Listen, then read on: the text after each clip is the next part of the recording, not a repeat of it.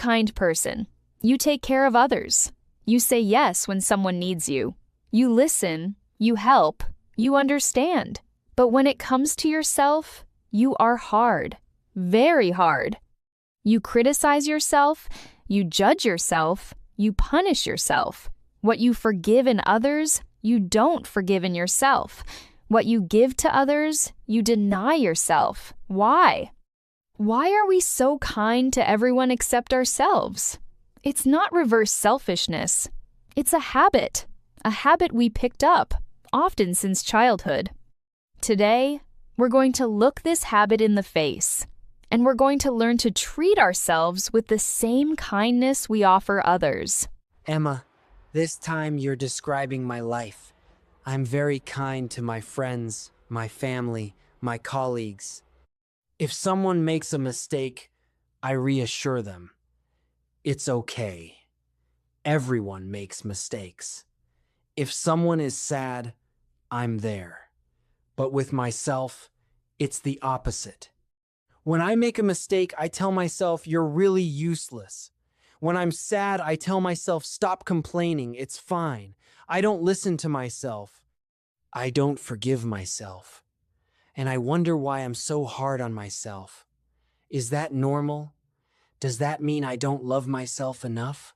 What you're experiencing is very common. Many people are kind to others and merciless with themselves. It's not that you don't love yourself.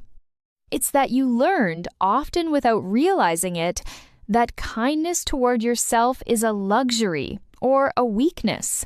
We were taught that we have to be demanding, push ourselves, not complain. So we become our own judge, our own critic. But the problem is, this harshness doesn't make us better. It exhausts us.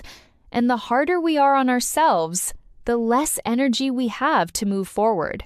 But I don't know how to do it differently. When I make a mistake, the first thing that comes into my head is a criticism. You should have done better. Again, you failed. Other people can do it, why can't you? It's not on purpose. It just happens. And then I feel even worse. And sometimes I tell myself that this harsh voice pushes me to do better. But really, it blocks me. What you're describing is what we call the inner critic. This voice isn't mean by nature. At first, it tried to protect you. It told you, be careful or be better so you can be loved. But over time, it became a toxic habit. The problem is, criticism doesn't motivate. It exhausts. Studies show that self-compassion, treating yourself with kindness, is much more effective for change than self-criticism. Why? Because when you are kind to yourself, you're not afraid to fail. And when you're not afraid to fail, you try more, you persevere more, you learn more. Let me ask you, would you be as hard on a friend who made the same mistake as you? No, never. I would tell them it's okay. Tomorrow is another day they did their best. Then why not say the same thing to yourself? Why does that friend deserve your kindness, but not you? I don't know. I feel like if I'm kind to myself, I'll become lazy or complacent. I'll stop making progress. That's a very common fear, but it's based on a false idea. Imagine a gardener who has 2 trees. The first tree, he criticizes all the time. You're growing too slowly. Your branches are badly shaped. You're not straight enough. He pulls on the branches. He cuts the roots. Does the tree grow better? No, it withers. The second tree, the gardener waters it, protects it from the wind, prunes it gently. He gives it what it needs. Is this tree lazy? No, it grows strong and straight. You are that tree. Kindness toward yourself is not complacency. It's the watering. It's giving yourself the resources to grow. Harshness, criticism, that doesn't make you grow. It damages you. Those who succeed in changing are not the ones who treat themselves the harshest. They are the ones who get back up gently after a fall. So the mistake is believing that by being hard on myself, I'll improve? Exactly. That's the most widespread mistake. We think that shame and guilt are motivators, but research shows the opposite. Shame paralyzes us. Excessive guilt exhausts us. What really motivates is kindness toward yourself. When you tell yourself it's okay, I can try again, you want to try again. When you tell yourself you're worthless, you don't want to do anything. Tony Robbins says, "Change happens when the pain of staying the same is greater than the pain of changing." But that pain should not come from your self-criticism. It should come from a clear, non-judgmental awareness. I am suffering from this situation is different from I'm a loser for being in this situation. Carol Dweck would add, "The fixed mindset tells you, you failed, therefore you are a failure. The growth mindset tells you, you failed, therefore you learned something." Kindness toward yourself means adopting the growth mindset. Are there scientific studies about being kind to yourself? Yes, many. Kristen Neff is a researcher who has dedicated her life to studying self-compassion. Self-compassion is 3 things: treating yourself with kindness instead of judging yourself, recognizing that failure and suffering are part of the common human experience, you're not alone, and being aware of your emotions without exaggerating or avoiding them. Her studies show that people who practice self-compassion have less anxiety, less depression, more resilience, and even more motivation to change. Because they don't waste energy hating themselves. They use that energy to take action. Another study compared 2 groups of people trying to quit smoking. The first group was encouraged to be hard on themselves. The second group was encouraged to practice self-compassion after a relapse. Result: the second group was much more successful in quitting. Why? Because after a relapse, they didn't punish themselves. They said to themselves, "It happened, it's human, I'll continue." And they continued. That's powerful. Kindness toward yourself is not a weakness. It's a lever for change. You mentioned Kristen Neff. What exactly does she say? She has a very simple phrase. Self-compassion is treating your own failure with the same kindness you would treat a close friend's failure.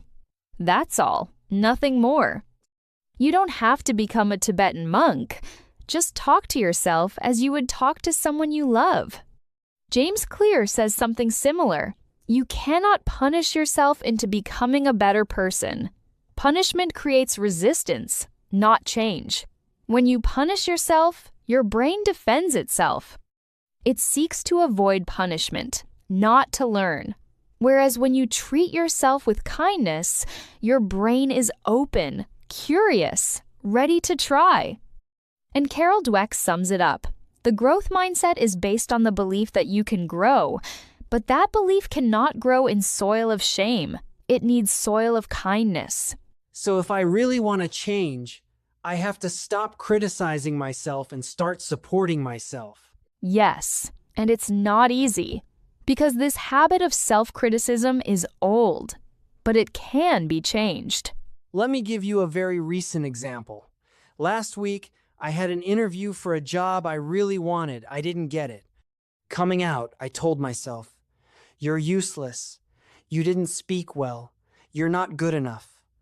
I felt ashamed for 3 days. I couldn't get over it. Now, imagine that your best friend went through the same thing. He tells you he didn't get the job. What would you say to him? I would say, "It's not your fault. The market is competitive. You did your best. This interview doesn't define your worth. You'll find something else." Then why not say the same thing to yourself? What you experienced is not a personal failure. It's information. That interview didn't work out. Maybe the next one will.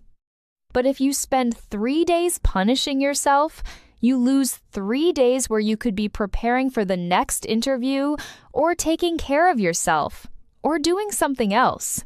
Punishment is useless. That's true.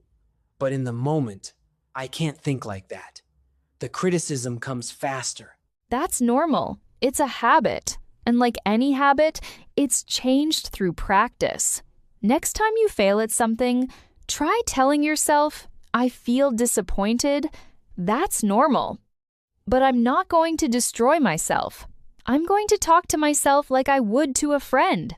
It won't work magically the first time, but with practice, it becomes more natural. I need a concrete method to learn to speak kindly to myself. Can you help me? Here's a 6-step method. I call it the friend method because it's about becoming your own friend. F. Freeze. When you hear yourself criticizing, the first step is awareness. When you tell yourself, you're worthless, you'll never make it, freeze. Say to yourself, there's the inner critic. Just naming it creates distance. R. Really question the criticism. Ask yourself, is this thought really true? Would I talk like this to someone I love? Often, the criticism is exaggerated.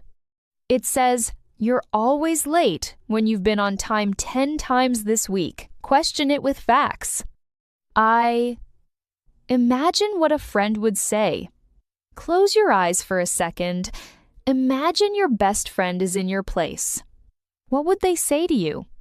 Listen to their words. They are often softer, fairer.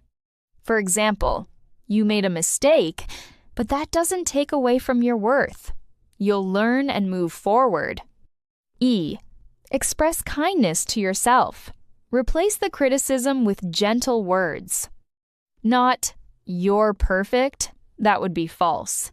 But you did your best with what you had, and you can do better next time. Speak to yourself out loud if needed. Your brain hears the kindness. N.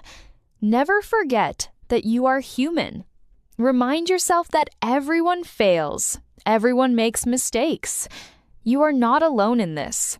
That's part of being human. D. Do it again next time.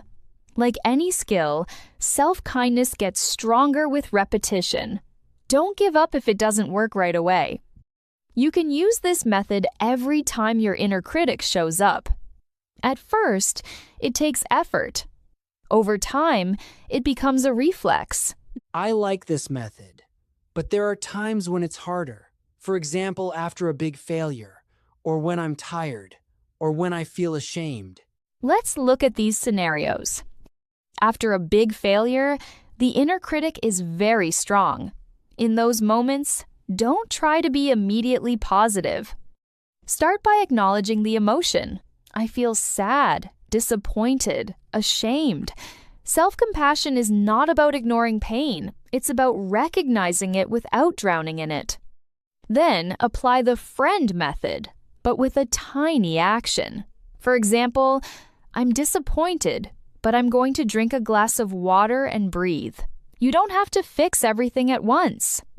When you're tired, your inner critic is more active. Fatigue makes everything harder. In those moments, be even more forgiving. Tell yourself, I'm tired, so I'm not going to demand the same from myself as when I'm feeling good. Give yourself rest without guilt. Kindness toward yourself is also knowing when to stop. When you feel ashamed, that's often the worst feeling. Shame tells you, I am bad, period. In that case, remember that shame needs secrecy and silence to grow. Talk to someone. Tell a friend, I'm ashamed of what I did. Just saying it diffuses some of the shame. And apply the friend method with even more gentleness. When you feel like you don't deserve kindness, that's a deep belief. I'm not good enough to be treated kindly. That belief is false. You deserve kindness simply because you are human. You don't have to earn it. Kindness toward yourself is not a reward. It's a fundamental right. If I become kinder to myself, will I change my identity? Will I become someone different? Yes, but not someone weaker, someone stronger.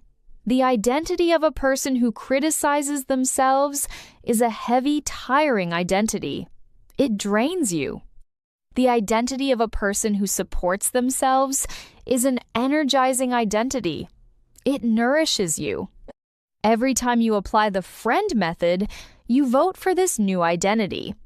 You tell yourself, I am someone who speaks kindly to myself. Not all the time, not perfectly, but more and more often. And with practice, it becomes natural. James Clear says, behind every action is a belief about yourself. If you act with kindness toward yourself, you believe you deserve that kindness. And that belief becomes stronger. Carol Dweck would add, the biggest mindset shift is going from I am what I do to I am what I learn. And we learn much better with kindness than with harshness. So I can become someone who forgives themselves, gets back up, supports themselves. That's not selfishness. That's emotional intelligence. Exactly. And it's actually the opposite of selfishness. The kinder you are to yourself, the more energy you have to be kind to others. People who exhaust themselves with self-criticism have nothing left to give. People who treat themselves gently have a full heart. Emma, this conversation touched me deeply. I realized that I've treated myself harshly for years. I thought it was the right method, but really, it didn't make me better. It just exhausted me. I want to learn to be my friend, not my enemy. Then remember this, George. Why am I kind to everyone except myself? Because I believed that harshness was strength. But true strength is gentleness. Gentleness toward yourself is not weakness. It's the courage to look at yourself without destroying yourself. It's the wisdom to speak to yourself as you would to a friend. From today on, every time you criticize yourself, freeze. Ask yourself, would I speak this way to someone I love? If the answer is no, change your words. You don't have to be perfect to deserve your own kindness. You deserve your kindness simply because you exist. Be the friend you are to others, to yourself as well. And you'll see, life becomes lighter. Because you move so much better when you carry your own heart instead of dragging it through the mud. I'm going to try. Today, when I criticize myself, I'll apply friend. I'll freeze, question, imagine what a friend would say, express kindness, remember I'm human, and do it again. I'll be my own friend. Do that, and you'll discover that this friend is you, the most important one. And that's everything for today's episode. If this helped you, subscribe to the channel and like the video so you don't miss the next one. Take care, and see you next time.